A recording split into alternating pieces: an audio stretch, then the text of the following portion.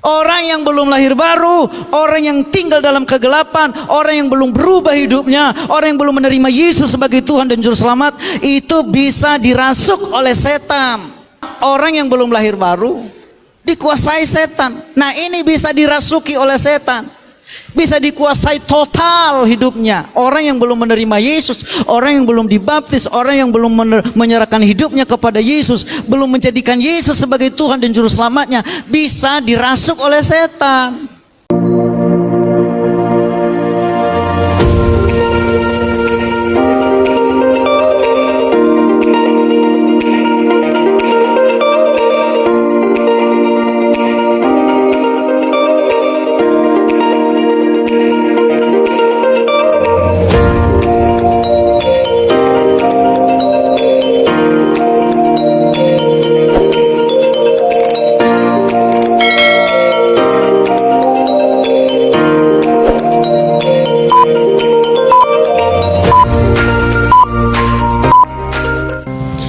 Selamat pagi, selamat siang, shalom Bapak Ibu. Haleluya. Apa kabarnya? Dahsyat, luar biasa. Haleluya. Puji Tuhan. Segala pujian bagi Tuhan. Kita bersyukur dan tidak terasa hari ini kita sudah memasuki bulan Februari dan kita belajar menghitung hari-hari kita. Kalau kita boleh melalui hari-hari ini, semua karena anugerah pertolongan Tuhan. Dan kita bersyukur boleh tiba di minggu pertama bulan Februari ini. Baik saudara, hari-hari ini ada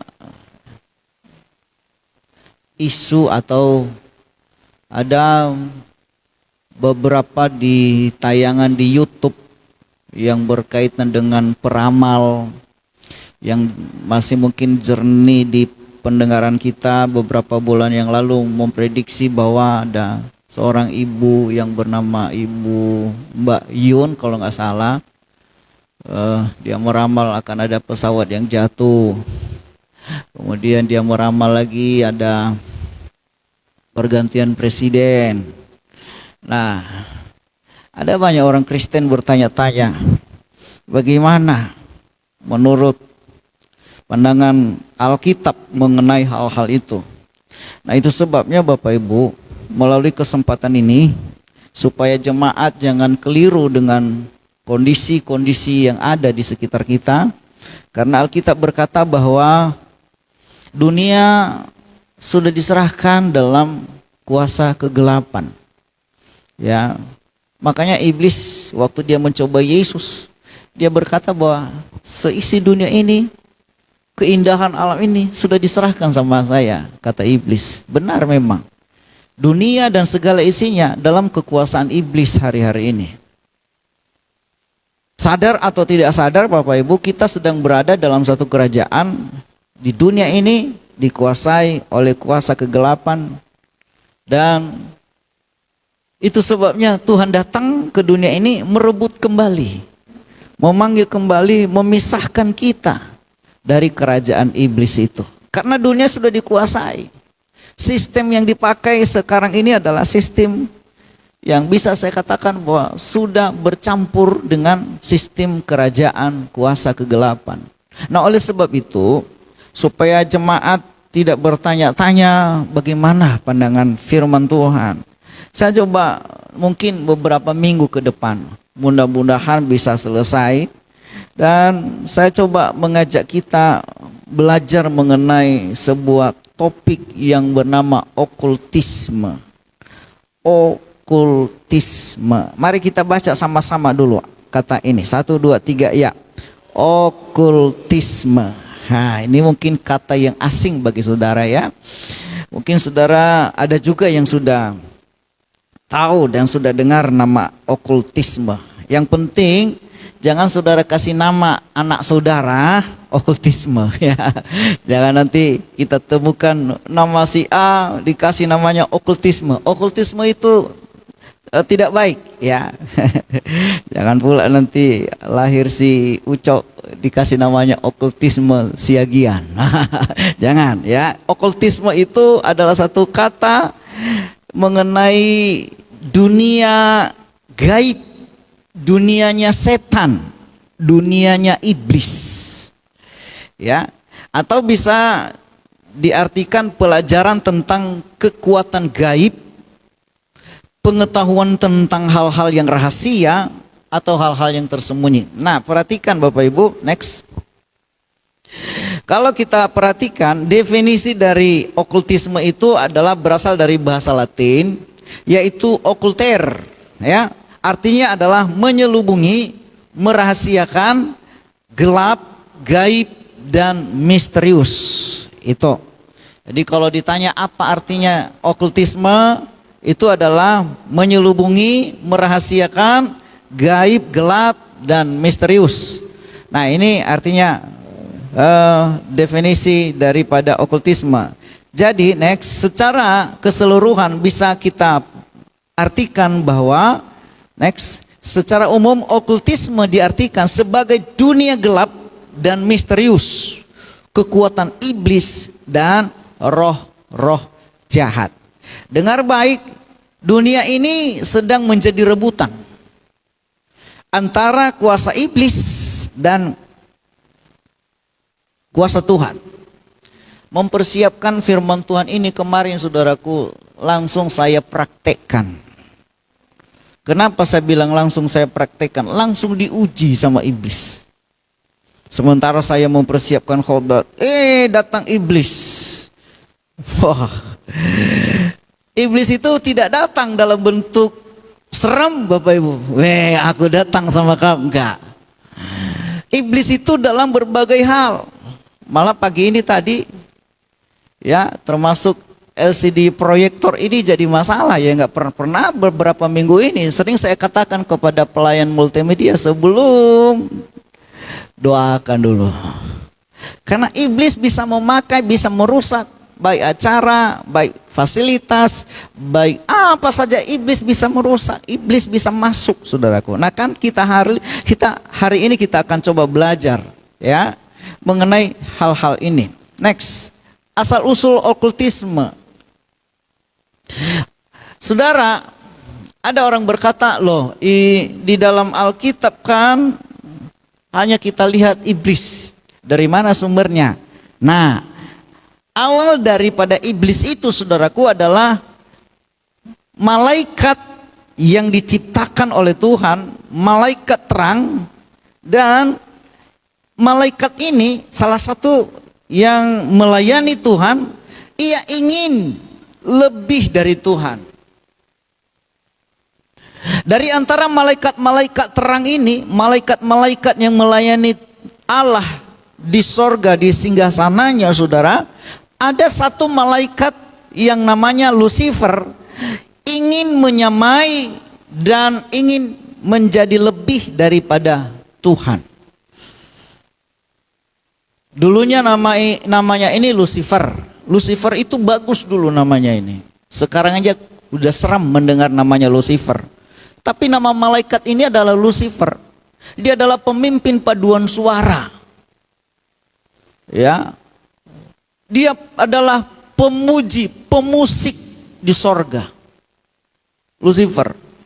Makanya tidak heran saudaraku sampai sekarang ini iblis memakai para pemusik. Bahkan beberapa kali kita dengar yang konser-konser musik-musik rock, musik-musik keras diperalat sama iblis, sehingga setiap ada konser tersebut pasti makan korban. Ada yang mati, ada yang terbunuh dan lain sebagainya. Kenapa? Iblis memang awalnya itu adalah pemusik, tetapi menyalahgunakan dengan banyak keahliannya, dengan banyak kelebihannya daripada malaikat-malaikat yang lain. Akhirnya ada satu keinginan. Nah dengar baik-baik, keinginan ini yang masalah. Ada keinginan untuk menyamai Allah, bahkan untuk lebih dari Allah.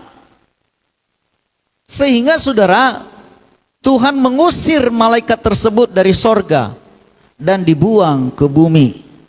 Nah ini kejadiannya bukan sekarang, sebelum dunia dijadikan.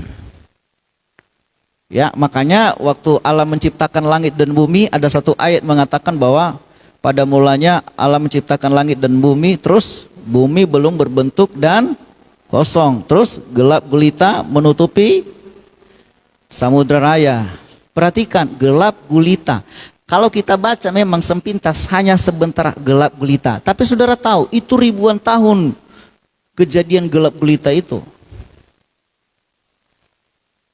Menurut yang kita pelajari saudaraku, gelap gulita itu bukan hanya memang sepotong ajanya gelap gulita, cepat membacanya, tetapi waktu itu saudaraku itu ribuan tahun gelap gulita itu kejadiannya.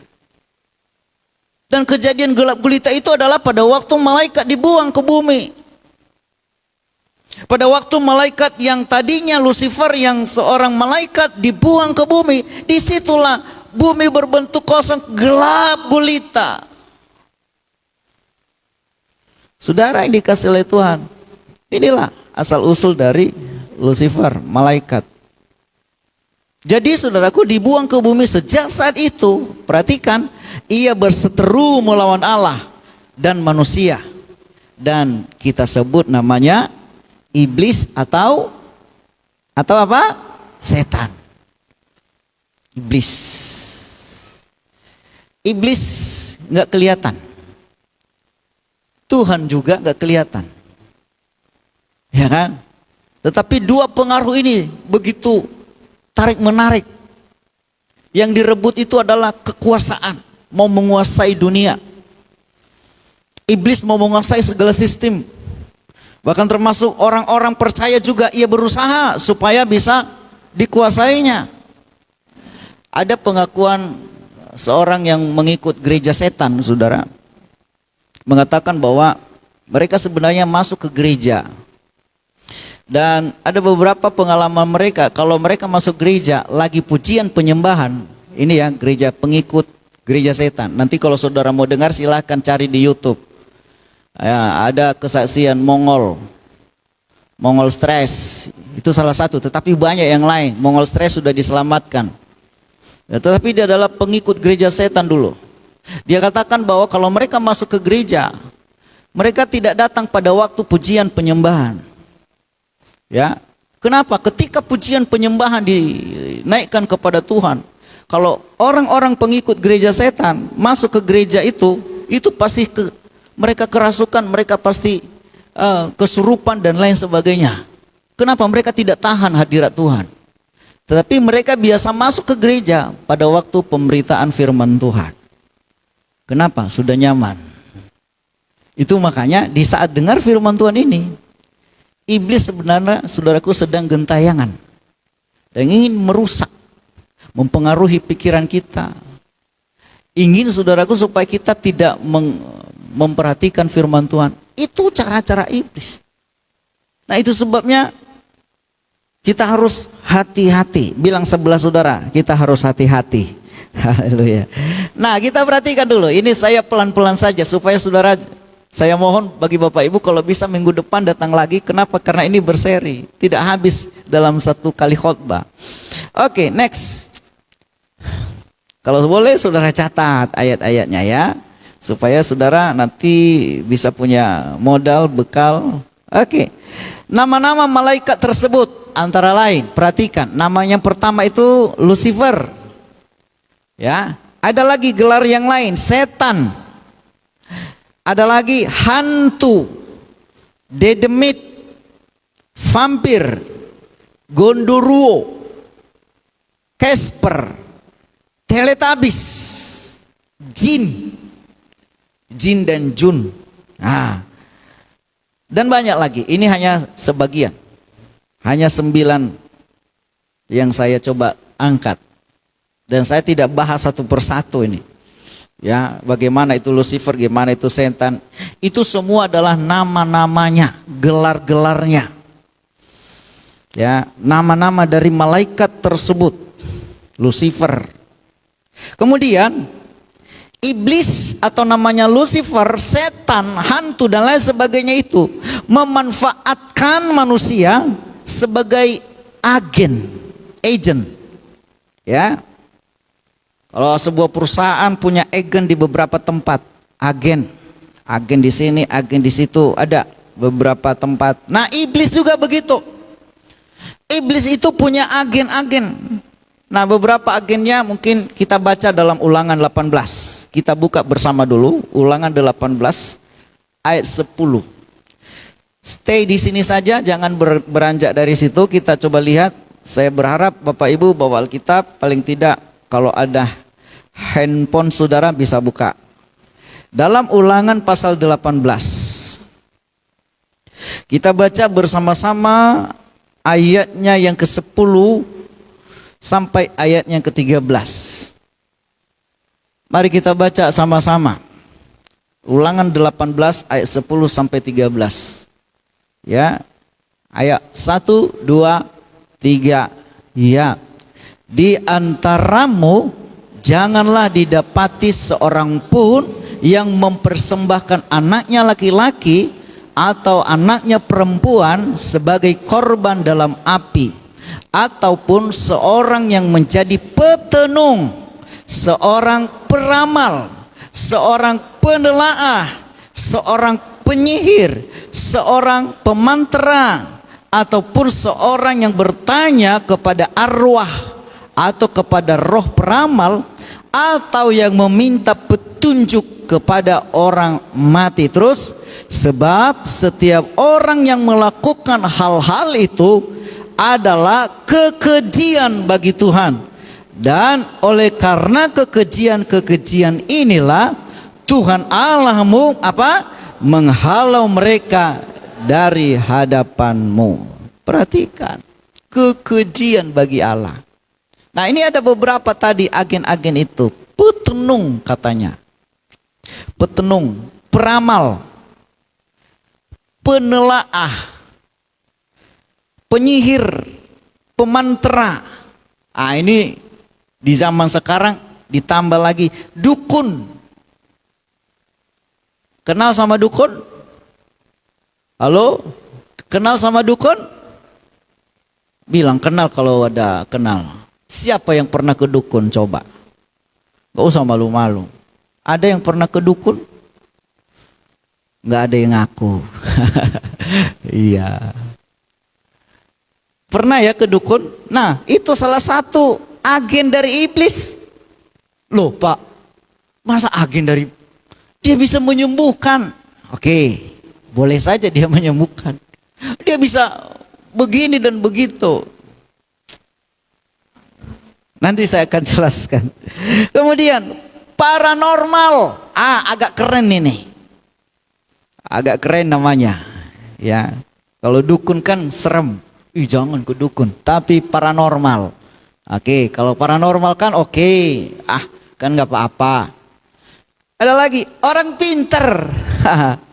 Orang pinter. Kemudian pawang. Ya, orang pinter katanya. Kalau dia orang pinter, tanya dia matematika, bisa enggak? Tanya dia bahasa Inggris, bisa enggak? Orang pinter katanya. Tanya dia pengetahuan. Aduh. Saudara, tapi ini adalah nama-nama seiring berjalannya waktu berkembang. Dan akhirnya nama ini juga berkembang. Sama dulu namanya, ada istilah zaman dulu, saya dengar dulu hostess. Tahu hostess? Ya, hostess itu perempuan gak benar. Ya. Kemudian meningkat lagi, namanya bukan hostess. Jadi apa? Ya. Jadi apa Bapak Ibu? Ya. Apa kemarin? Ya, sekarang namanya PSK. Jadi ya pelacur, ya pelacur. Habis hostess, pelacur. Kemudian sekarang udah keren namanya. Apa namanya? PSK. Pekerja seks komersial. Kan pekerja, profesi. Namanya pekerja. Udah tambah keren. Jadi manusia dan iblis pandai membuat ide kepada seseorang supaya berkembang sehingga namanya juga berubah. Pandai iblis. Dan itu semua adalah agen daripada iblis, Bapak Ibu. Alkitab berkata, siapa yang melakukan itu, siapa orang-orang yang datang ke situ, kekejian bagi Allah. Katakan amin. Ya, jadi kalau namanya kekejian, ngapain kita datang ke situ? Ada Tuhan. Itu makanya saya heran, bangsa Israel ini dipimpin dengan tangan yang kuat oleh Tuhan sendiri. Tetapi masih juga mereka tidak sepenuh hati mengikut Tuhan. Padahal sudah mereka melihat pertolongan Tuhan. Dengar Bapak Ibu, kalau Bapak Ibu sudah pernah melihat pertolongan Tuhan, jangan pernah tinggalkan Tuhan. Sekali ikut Tuhan, tetap ikut Tuhan Bapak Ibu. Dan Tuhan yang kita sembah adalah Tuhan yang hidup, bukan Tuhan yang mati, saudara. Ya. Next, ada strukturnya juga iblis ini. Apa sih strukturnya? Kita baca dalam Efesus pasal 6. Buka sama-sama. Efesus pasal 6.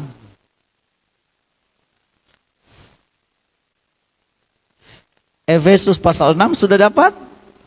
Ayatnya yang ke-12. Kita baca sama-sama. Ya. Efesus 6 ayat 12. 1, 2, 3. Karena perjuangan kita bukanlah melawan darah dan daging, tetapi apa? Melawan pemerintah-pemerintah, terus melawan penguasa-penguasa, melawan penghulu-penghulu dunia yang gelap ini, melawan roh-roh jahat di udara. Nah, perhatikan, ini adalah strukturnya. Pertama itu iblis, rajanya, penguasanya, setan, namanya tadi ya macam-macam. Ada yang Lucifer, ada Antun, tak apalah namanya tadi, ada beberapa bagian tadi. Nah itu semua aja namanya iblis. Itu pemerintahannya, pemerintah pusatnya iblis, rajanya setan. Ya, mohon Bapak Ibu doa masing-masing ya. Ketika saya sampaikan ini, ia tidak senang karena dibongkar rahasianya. Ya, itu makanya selama Anda ada di dalam ruangan ini, berdoalah. Ya, karena dia pasti akan mengalihkan perhatian saudara, ia pasti akan merusak dan dia pasti akan mempengaruhi. Kenapa? Kalau rahasia yang dibongkar, dia tidak senang. Ya, bayangkan saja kemarin saja saya mempersiapkan ini, udah dapat serangan. Saya diserang. Ya, apalagi kita menggali, ya, mencoba mengungkapkan semua rahasia-rahasianya. Ini strukturnya. Iblis, pemerintahan di udara. Ini jangan saudara salah mengerti, musuh kita adalah pemerintah-pemerintah ya. Jangan disalah artikan. Ya, namanya di sini kalau terjemahan aslinya pemerintah-pemerintah di udara. Ya. Ada daerah teritorialnya. Saya bisa katakan iblis itu rajanya, presidennya, pemerintah-pemerintah di udara itu adalah gubernur-gubernurnya. Makanya saudaraku, setan yang ada di Binjai beda dengan setan yang ada di kota-kota lain. Kalau saudara mau cari tahu penguasa udara, pemerintah di udara yang ada di Binjai itu, tanya sama Pak Polisi. Kira-kira kejahatan yang paling besar di kota ini apa? Nah, Binjai apa kejahatan yang paling besar di kota Binjai? Narkoba. Berarti pemerintah yang ada di udara, pemerintah udara yang ada di kota Binjai ini adalah setannya narkoba. Kalau di tempat lain, pelacuran.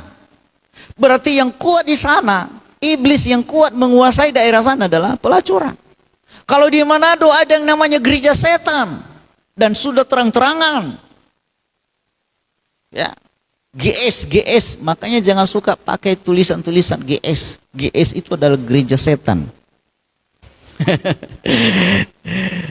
Penguasa di udara turun ke bawah, bupati-bupatinya apa? Penghulu-penghulu dunia yang gelap. Ada rupanya penghulu setan. Ya, ada pemerintah-pemerintah rendahannya. Ya, daerah-daerah teritorialnya ada masing-masing. Ada pembagian daerah teritorial iblis dan setan ini. Makanya saudara, kalau saudara, dulu kami doa keliling kota Binjai ini tahun berapa, sudah lama sekali, beberapa hamba Tuhan di kota ini. Ya, kami nanti keliling. Kalau kami pergi ke daerah sana, terasa suasananya berbeda. Kemudian di sana suasananya berbeda. Dan tengah-tengah malam dulu kami keliling. Ya, kadang naik kereta, motor, nggak ada yang punya mobil waktu itu. Hamba-hamba Tuhan di Kota Binjai, termasuk Pak Monten Ginting, Pak Daniel Sembiring, ya, Pak Hendrik Tampone, ada beberapa lagi. Ya, kami keliling-keliling dulu, malam-malam sampai pagi, doa keliling. Dan kami bisa rasakan di daerah ini suasananya berbeda. Ya, karena memang penghulu di udara di sana itu ada penguasanya. Jadi ada dua macam manusia, saudaraku. Ada orang memang takut sama iblis, takut sama hantu, takut sama kuasa-kuasa gelap. Tapi ada juga kelompok yang kedua, tidak percaya ada itu semuanya. Mana ada itu. Dengar baik, saudaraku, bukan kita tidak percaya dan bukan juga kita takut. Yang jelas, iblis dan penguasa di udara itu ada. Karena Alkitab sudah mencatat. Hantu yang namanya hantu itu ada. Setan itu ada. Jelas Alkitab mencatatnya. Nah ini dia. Jadi baru yang terakhir itu kepala-kepala desanya lah ini. Kepala desanya itu siapa? Atau ya masyarakatnya lah ini. Ya, masyarakatnya atau orang-orang paling bawah itu adalah yang disebut dengan roh jahat. Nah, siapa itu roh-roh jahat? Suka ngerumpi, itu roh jahat. Ngerumpi. Roh dusta. Roh iri hati. Itu roh-roh jahat. Roh apa lagi? Ya, pokoknya roh-roh yang kecil-kecil, yang tidak kelihatan. Nah, itu yang sering kita nggak rasakan, itu ada di sekitar kita. Bahkan bisa-bisa juga kita masuk ke dalamnya, terpengaruh oleh roh-roh jahat ini. Kebencian, iri hati, dengki, perselisihan. Ya kalau saudara baca dalam Galatia, di situ lengkap semuanya. Ya. Dan ini adalah roh-roh jahat. Ini kelas bawah, saudaraku. Ini strukturnya, ya. Jadi kita harus tahu bahwa memang ada pemerintah di udara, iblis, pemerintah di udara, penguasa di udara, penghulu dunia yang gelap, baru roh-roh jahat. Ini pembagian tugas mereka. Next, baru yang berikut. Sifat-sifat setan. Apa sifatnya? Apakah dia punya sifat? Ya. Nah, kalau saudara baca dalam Matius 4 ayat 10, dia punya kepribadian, berakal, mengembara. Dia punya pribadi. Iblis itu ada sebenarnya wujudnya, saudaraku. Tetapi dia menumpang di beberapa media atau di beberapa tempat. Ini bisa saja numpang iblis di mimbar ini. Makanya orang bisa menyembah patung, ya, bisa menyembah pohon. Kenapa? Sebenarnya pohon itu nggak ada apa-apanya. Makanya ada pohon keramat. Ya, ada jalan daerah namanya Keramat, ya, di Tanah Seribu. Simpang Keramat. Kenapa ini penguasa Simpang Keramat? Kenapa dulu dibilang Simpang Keramat, Bu? Karena di situ mungkin angker ya. Iya. Di sana angker. Simpang Keramat. Sebenarnya di situ nggak ada apa-apanya. Tapi dengar baik. Iblis menunggangin, entah itu apa yang ada di situ, pohon kah, benda kah, atau apa, atau ada manusia di situ. Apalagi kalau ada agennya di situ. Kalau ada agennya, waduh gampang masuk dia di situ. Namanya ada agen. Entah dukun kah, atau peramal kah. Kata kepada Yesus, ya, semua ayatnya yang ke-9. Dan berkata kepadanya, semua itu akan kuberikan kepadamu jika engkau sujud menyembah aku. Wow. Iblis itu juga butuh penyembahan. Iblis itu butuh disembah. Itu makanya dia punya kepribadian. Dia punya akal. Saya katakan dia lebih pintar dari kita. Dia bisa lebih cerdas dari manusia. Dia berakal. Saudara lari dari sini, dia kejar di sana. Lari dari sini, dia kejar di sana. Dan iblis selalu mencari kelemahan-kelemahan kita.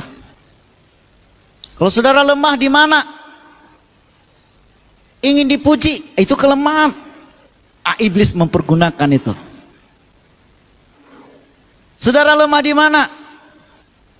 Iblis selalu mencari kelemahan-kelemahan kita. Kalau kita malas, kelemahan kita malas. Nah, iblis memakai kemalasan itu. Memperasai apa? Dia yang jadi disembah, iblis yang jadi disembah. Kenapa? Dia punya kepribadian. Ya, dan ayat selanjutnya saudara bisa baca. Yang kedua, sifat dari setan atau iblis itu adalah dia punya kuasa dan terdapat dalam berhala. Coba baca 1 Korintus 10 ayat 20. Tak tolong baca. Bisa minta minum.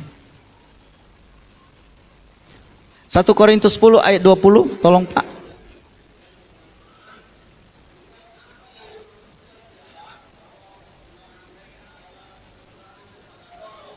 Ya.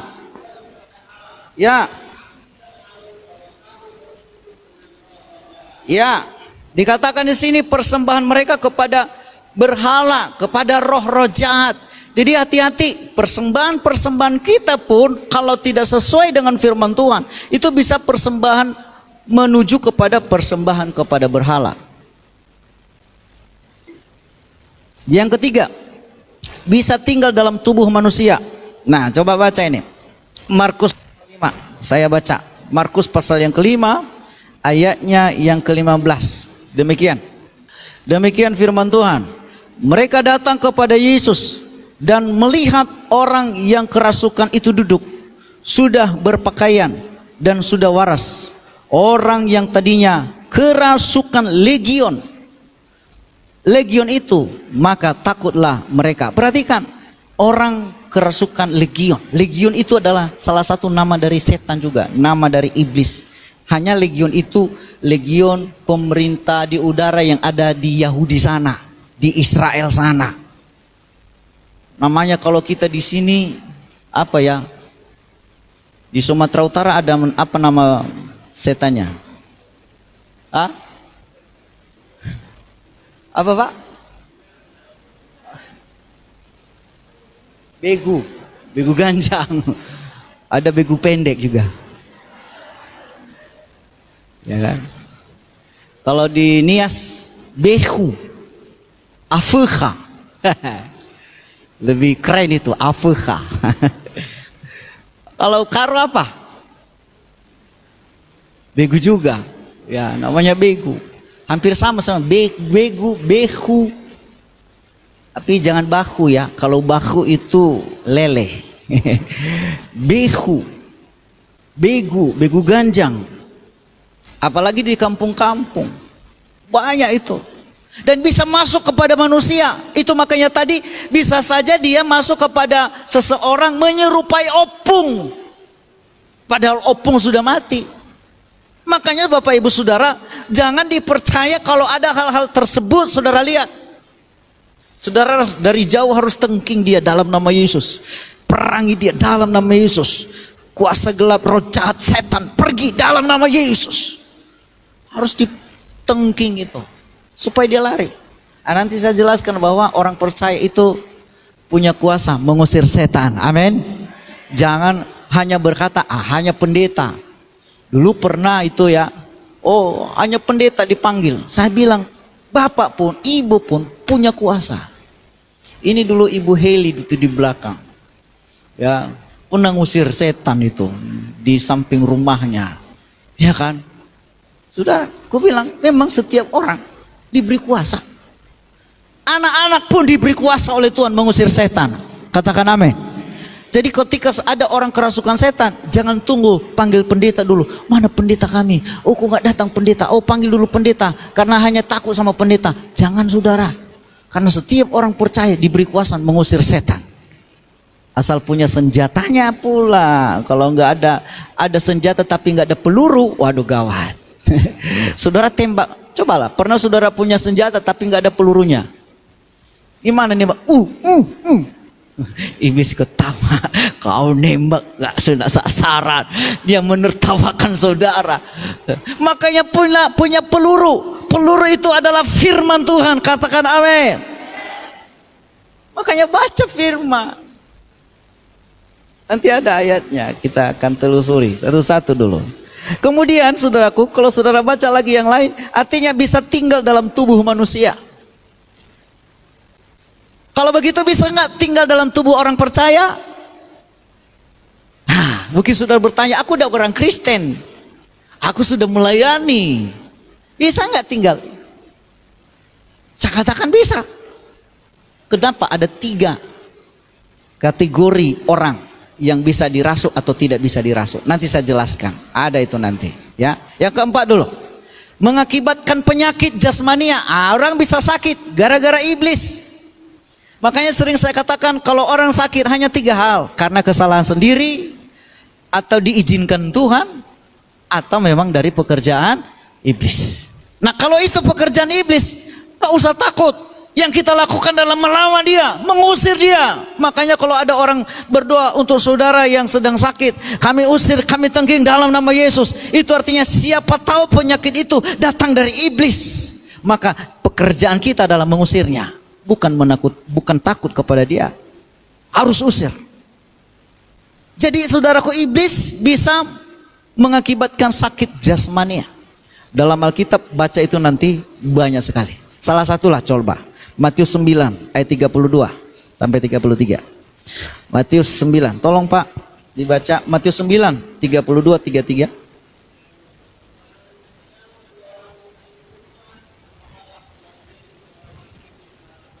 Bisu yang kerasukan setan.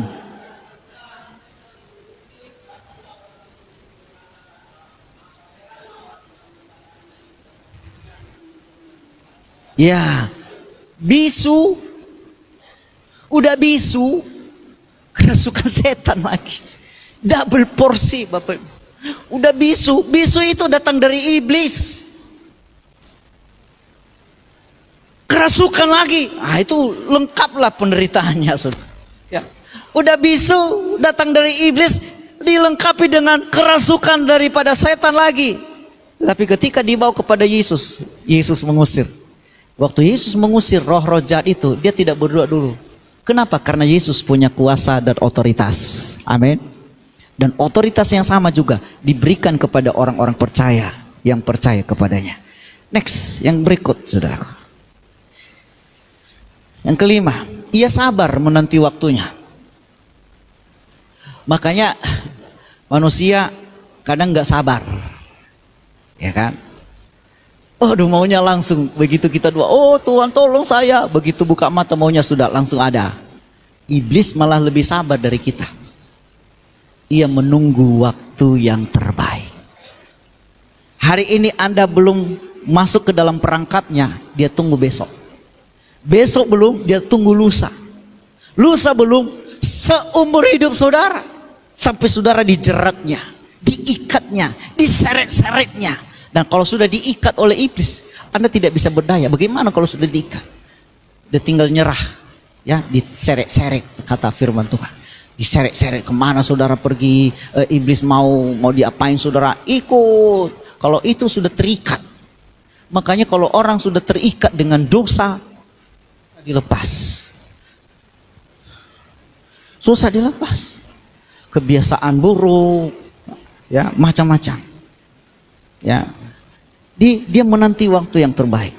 Yang keenam, nanti baca saja ayatnya ya, karena kita nggak punya waktu banyak baca semua. Yang keenam, menghalangi orang percaya datang kepada Tuhan atau menghalangi orang untuk percaya kepada Yesus. Iblis menghalangi orang untuk percaya. Markus 3 ayat 27. Minta tolong Pak baca Markus 3 27.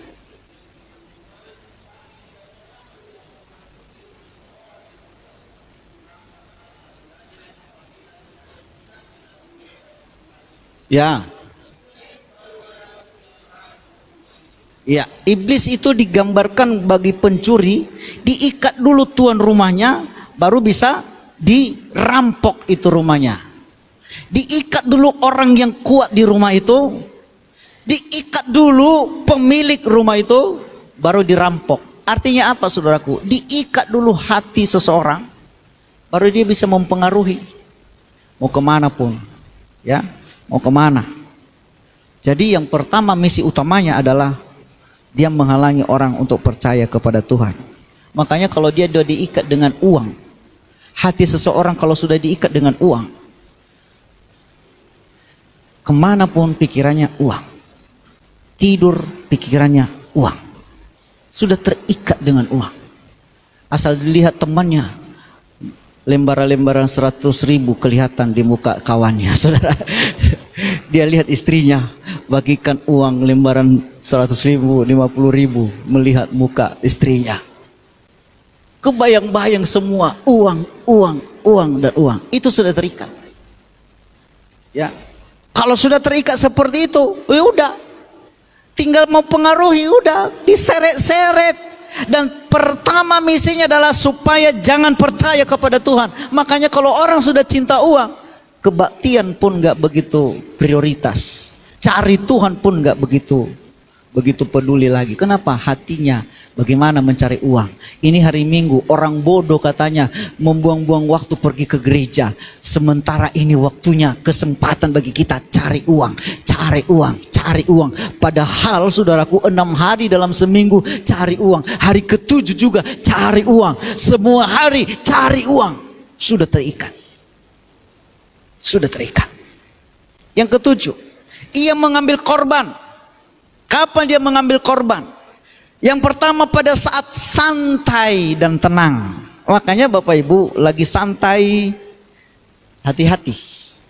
Pada waktu Anda sedang santai, semua sudah nyaman. Di waktu Anda santai, Adam dan Hawa lagi santai di Taman Eden. Tiba-tiba datang si ular. Dan seterusnya, dipengaruhi. Ya, itu pekerjaan iblis. Di waktu santai.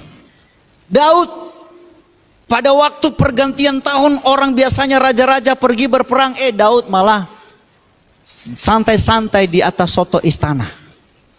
Saya memang sudah lihat itu posisi istana Daud itu di lereng. Lereng di bawah itu rumah-rumah penduduk. Dan istana Daud itu ada di atas.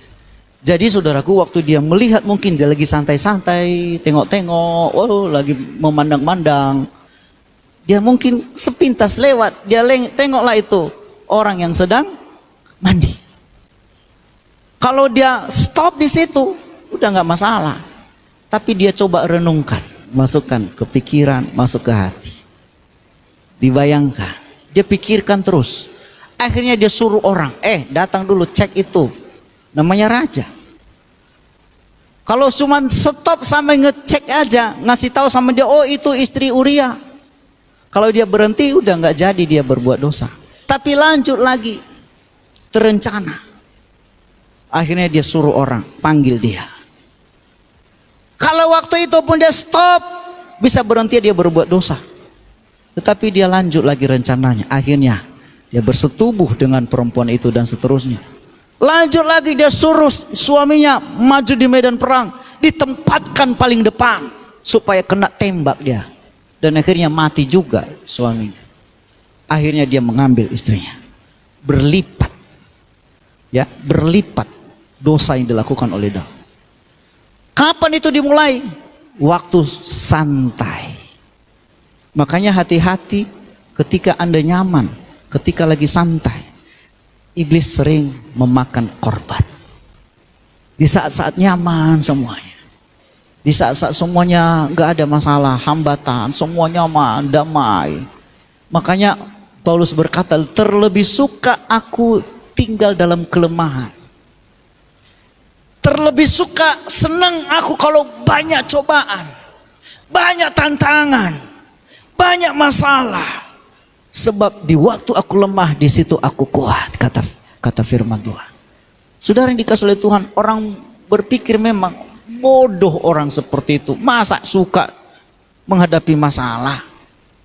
Yang nyaman dong, pikir logika yang sehat. Kalau seandainya masalah terus datang, kapan menikmatinya? Dengar, justru iblis sering datang, muncul pada waktu Adam dan Hawa lagi santai, datang iblis. Yang kedua, saat ibadah. Dengar, sekali lagi saya ingatkan, yang mendatangkan dosa itu justru pada waktu sedang ibadah. Ada pemandangan yang kurang baik kayaknya, kita bawa pulang sakit hati. Ada hal-hal yang mungkin muncul pada waktu ibadah, kita bawa pulang. Pekerjaan iblis mau merusak kita, mau mengambil korban. Ini adalah sifat-sifat setan. Ya, next, yang berikut. Misi utamanya, apa misinya? Kita baca sama-sama. 1, 2, 3 ya. Pencuri datang hanya untuk mencuri, membunuh dan membinasakan. Aku datang, kata Tuhan, supaya mereka mempunyai hidup dan mempunyainya dalam segala kelimpahan. Ya, misinya adalah 3: mencuri, membunuh, membinasakan. Apapun itu pekerjaan iblis, mau dukun kah, tujuan utamanya mencuri, membunuh dan membinasakan. Tidak ada pekerjaan iblis yang mendatangkan setan baik. Itu tadi Teletubbies sama Casper. Ya, Casper itu adalah katanya hantu baik. Hantu, nggak ada hantu yang baik, Bapak Ibu. Jangan bilang sama, oh dia baik loh Pak, dia menyembuhkan. Oh iya, 1 bulan kambuh lagi. Oh ada dikasih bisa makan, bisa ini. Dengar baik, iblis selalu mencari tumbal. Iblis selalu memakan korban. Ya, ada iblis itu yang saya dengar sampai anaknya harus dikorbankan ke dalam api. Tumbal. Makanya jangan main-main dengan setan. Jangan coba-coba berhubungan dengan setan. Selalu dia akan mencari korban. Dia akan selalu misinya adalah mencuri, membunuh, membinasakan kita. Tujuan utamanya supaya kita mengikut dia. Kenapa? Neraka tidak pernah dijadikan untuk orang-orang. Artinya begini, Tuhan tidak pernah menciptakan neraka untuk manusia. Neraka diciptakan hanya untuk setan dan pengikut-pengikutnya. Kita sebenarnya awalnya itu diciptakan oleh Tuhan, kita harus masuk surga. Tetapi kalau Anda ikut setan, Anda ikut iblis, berarti ikutlah bersama setan ke neraka. Kenapa? Karena neraka diciptakan untuk dia, untuk setan, untuk orang-orang yang mengikut setan. Jangan jadi pengikut setan. Katakan amin. Kenapa? Misinya adalah untuk membunuh, mencuri dan membinasakan. Ya, tidak ada yang baik, tidak ada hantu yang baik, tidak ada. Misinya adalah membunuh dan supaya kita binasa. Nah ini dia. Next, ada 3. Saya akan stop di sini. Saya akan lanjut nanti minggu depan. Mudah-mudahan Bapak Ibu bisa hadir. Masih banyak lagi. Ya, apakah orang percaya dapat dirasuk oleh setan atau tidak? Ini pertanyaannya. Nah ada 3 orang, ada 3 jenis. Yang pertama, orang yang belum lahir baru. Belum lahir baru. Belum lahir baru itu apa? Belum percaya Tuhan, belum menerima Yesus. Dan ada tandanya. Firman Tuhan berkata, siapa yang percaya akan dibaptis. Ya, itu hanya sebagai tanda bahwa Anda sudah menerima Yesus, wajib dibaptis. Maka saudara yang belum dibaptis, cepat-cepat dibaptis. Amin saudara. Ya, jangan dibaptis asal celup. Yang penting celup, udah keluar lagi, kayak ecek-ecek, kayak main-main gitu. Malah dulu pernah ada saya baptis orang, udah nama Yesus saya baptis engkau. Begitu keluar dia langsung merenang dia. Gue cari loh, mana ini? Dia nggak ngerti dulu itu. Makanya sekarang udah punya pengalaman. Kalau ada yang mau dibaptis mesti training dulu, mengerti dulu apa gunanya. Perubahan, ya perubahan. Nah ini orang yang belum lahir baru, orang yang gelap tinggal dalam gelap. Artinya apa? Orang yang belum lahir baru dikuasai setan. Nah ini bisa dirasuki oleh setan. Bisa dikuasai total hidupnya. Orang yang belum menerima Yesus, orang yang belum dibaptis, orang yang belum menyerahkan hidupnya kepada Yesus, belum menjadikan Yesus sebagai Tuhan dan Juru Selamatnya, bisa dirasuk oleh setan. Bisa. Ya. Makanya ada orang kena hipnotis. Saya dengar beberapa waktu yang lalu ada dihipnotis sekarang ini melalui handphone. Di telepon, halo. Sampai berapa juta kemarin itu saya dengar. 40 juta. Itu pun dipinjam sama kawannya. Kebetulan kawannya itu ada waktu itu. Ini tolong dulu, sama-sama dihipnotis. Kawannya juga langsung transfer. Kebetulan dia lagi pegang HP, ditransferlah ke rekening kawan ini. Lalu kawan ini kirim kepada pelaku. Dikirimlah ludes 40 juta hanya dalam berapa menit. Dihipnotis. Kok bisa? Orang yang belum lahir baru, orang yang tinggal dalam kegelapan, orang yang belum berubah hidupnya, orang yang belum menerima Yesus sebagai Tuhan dan Juru Selamat, itu bisa dirasuk oleh setan. Makanya orang-orang percaya, orang-orang yang sudah menerima Yesus, orang yang hidupnya dalam terang firman, itu tidak bisa. Nah, ini yang kedua, golongan yang kedua, apa itu? Orang terang, tentu ini yang sudah lahir baru, disuruh berjalan dalam terang. Ini orang udah terang, disuruh jalan dalam terang. Orang yang sudah lahir baru dan berjalan dalam terang, apa artinya? Dalam firman. Tidak bisa dirasuk oleh setan. Nah, kalau saudara hidup udah terima Yesus, apalagi hidup dalam firman Tuhan, hidup dipimpin oleh Roh Kudus, hidup dipimpin oleh kuasa Tuhan, saudaraku, selalu ingat firman Tuhan, selalu ingat firman Tuhan. Apalagi firman Tuhan itu adalah senjata bagi kita. Maka saya percaya Anda tidak bisa dirasuk oleh setan, termasuk tidak bisa dihipnotis. Katakan amin. Makanya banyak orang sekarang ini kan sekolah, satu kelas semua kerasukan. Kok bisa? Ada orang Kristen pula di dalam. Saya mau katakan, orang Kristen tapi belum lahir baru. Kalau ia sudah hidup dalam hidup yang baru, hidup dalam terang firman Tuhan, dipimpin oleh Roh Kudus, saya percaya ia tidak bisa dirasuk oleh setan. Yang ketiga, orang yang sudah lahir baru, nah ini berarti dia udah percaya Yesus dong. Tapi, perhatikan, tapi masih suka bersekutu dengan dosa. Masih suka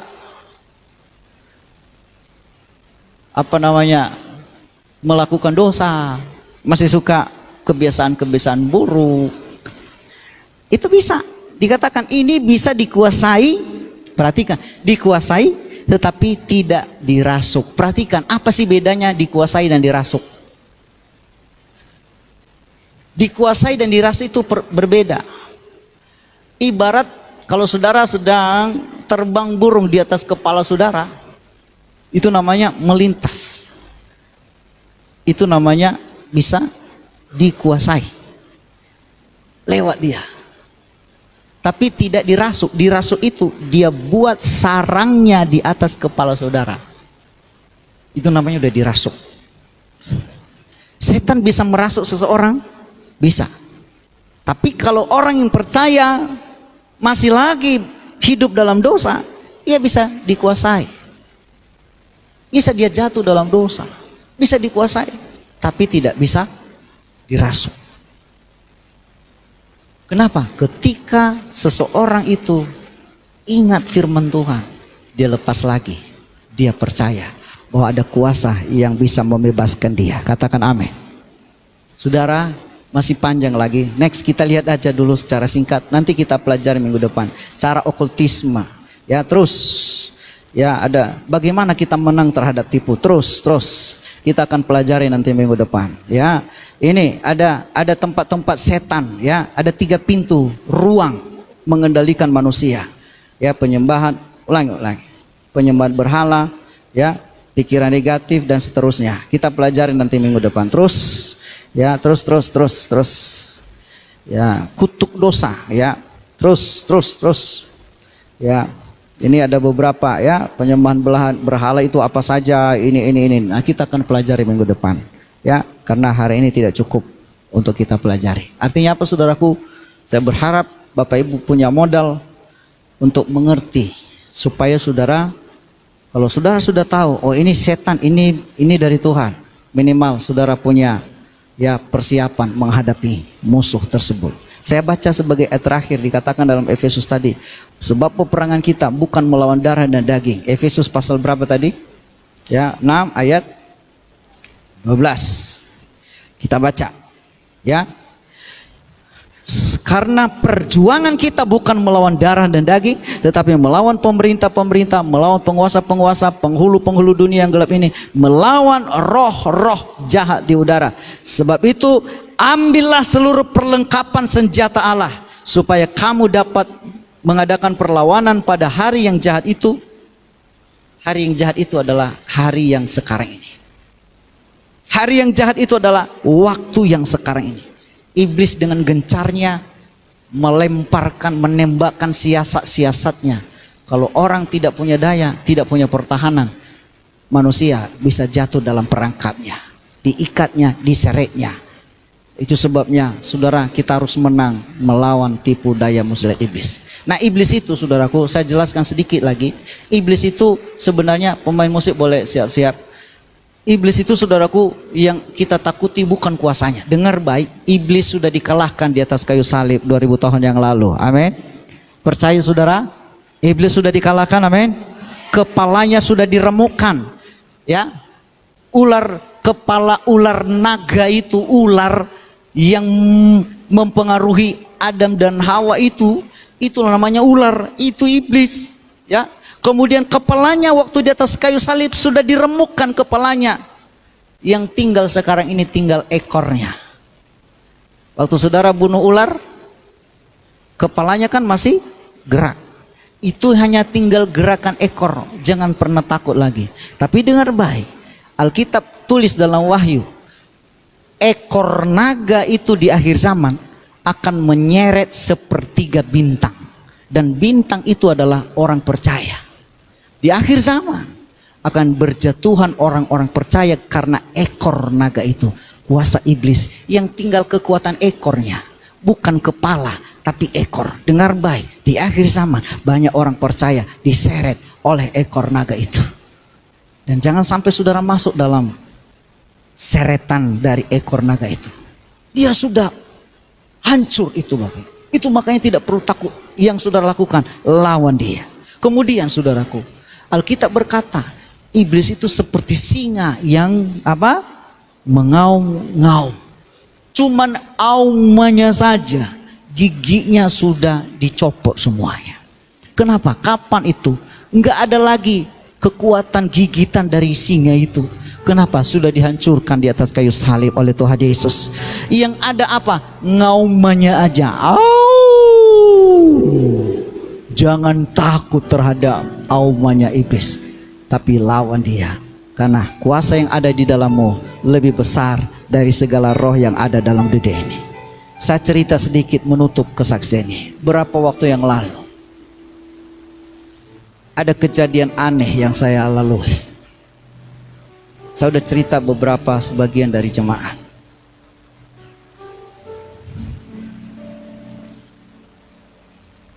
Kami semua di kamar masing-masing. Sore-sore pulang dari Binjai, semua langsung menuju ke kamar. Tapi saya keluar dari kamar, saya buka pintu, saya lihat di lantai ada ikan laga yang saya beli. Saya kaget, loh kok di sini ikan laga? Langsung saya ambil saudaraku, saya tengok semua, adanya, dari mana ini? Jangan-jangan dikirim orang. Itu pikiran saya. Saya simpan dulu sebentar, saya cek. Wah, ada semuanya. Karena ikan laga, ikan apa nama itu, saya satu-satu tempatnya, satu ekor satu tempat. Baru-baru ini saya juga suka, gara-gara kemarin ke rumah si Deo-nya itu. Rumah Deo kemarin ada pelihara ikan laga. Jadi tertarik lah saya. Udah coba dulu pelihara. Ada beberapa ekor, ya kan? Saya pelihara. Tapi saya cek semuanya ada. Akhirnya saya cek ada yang sedang lagi pemberkatan nikah. lagi bertelur. Saya tutup, itu ditutup, saudaraku. Saya bukalah tutupnya, loh nggak ada. Oh rupanya ikan dari sini. Tapi kami bingung, sampai sekarang saya tidak menemukan jawabannya. Dari mana ikan ini keluar? Itu dari tempat itu sampai pintu masuk pastori itu ada 2-3 meter. Kalau dia keluar dari sini, hanya masih dalam waktu yang sebentar saja, nggak mungkin. Dan bagaimana dia bisa keluar sementara ini tempat sudah ditutup? Aneh. Sampai sekarang saya belum menemukan jawabannya. Kalaulah itu manusia, saya tanya satu-satu semua. Kau ada ambil? Enggak. Kamu ada ambil? Enggak. Kamu ada ambil? Enggak. Barusan aja, paling 2 menit. Saya masuk kamar, begitu keluar ada ikannya, hanya 2 menit, nggak sampai pun 2 menit, 1 menit kali. Aneh, dan saya tidak menemukan jawabannya sampai sekarang. Yang kedua, ayam kami di belakang, saudara, mati tiba-tiba dan tinggal semua ke badannya utuh, tapi otaknya yang diambil. Cuman otak ayam yang diambil. Semua kandang itu tertutup rapat.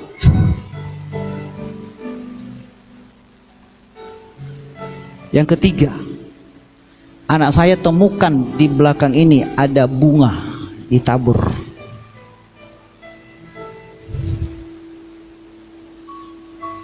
Ada 2 lingkaran. Saya tanya, di mana kalian buang? Karena anak-anak ini anak kami si Angel yang pertama tengok.